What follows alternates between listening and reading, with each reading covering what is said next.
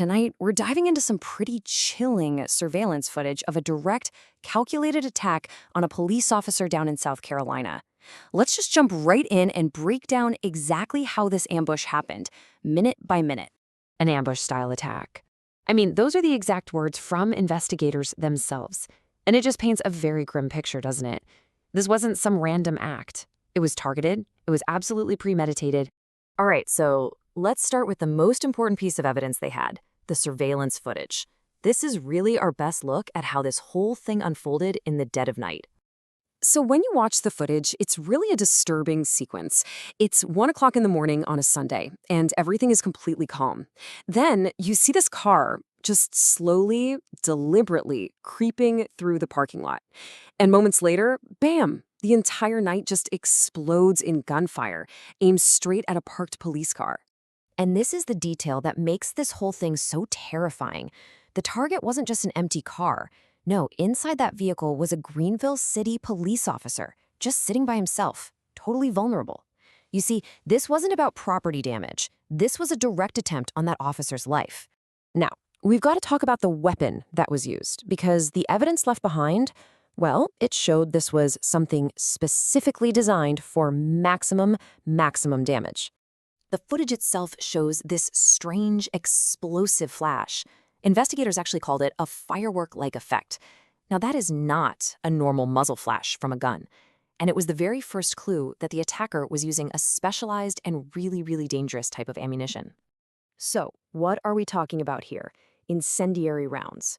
Now, this kind of ammunition is packed with a chemical agent that is literally engineered to burst into flames on impact. The whole point isn't just to pierce a target, it's to set it on fire. And the physical evidence completely confirms it. I mean, you look at the photos from SLED, that's the South Carolina Law Enforcement Division, and they show way more than just bullet holes.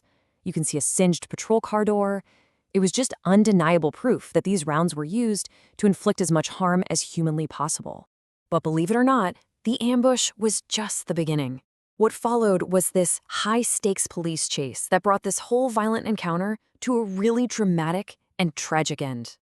It didn't take long for investigators to get a name. Their suspect was 42-year-old David Lane, and as soon as they knew who he was, the police pursuit was on. What happened next was just rapid and totally chaotic. Lane led police on a chase, and state investigators even reported that there was gunfire exchanged between him and the officers.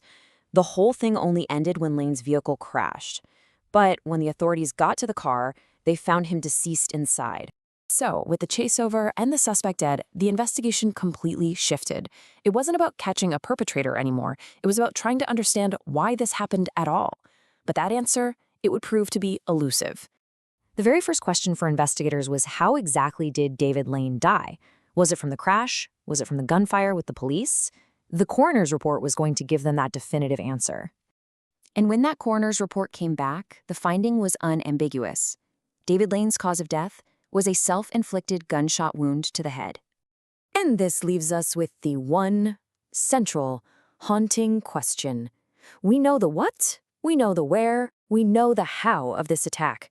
But the most important piece, the why, well, that seems to have died with the suspect, leaving the motive for this calculated ambush a complete and total mystery.